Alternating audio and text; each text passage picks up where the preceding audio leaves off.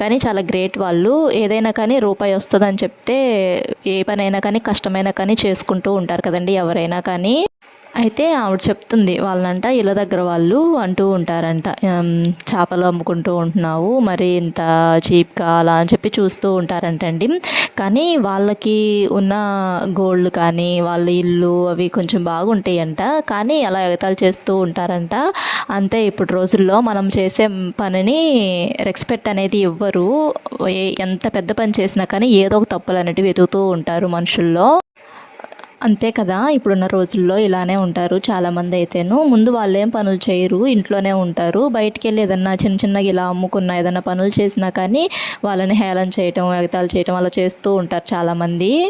కొంతమంది ఆడవాళ్ళైతేను ఇలా ఎగతాళి చేస్తారు అని చెప్పేసి ఏ పనులు చేయకుండా ఇంట్లోనే ఉంటూ ఉండే ఆడవాళ్ళు చాలామందే ఉన్నారు కదండీ! ఇలా చీప్‌గా చూస్తారు బయటికెళ్ళి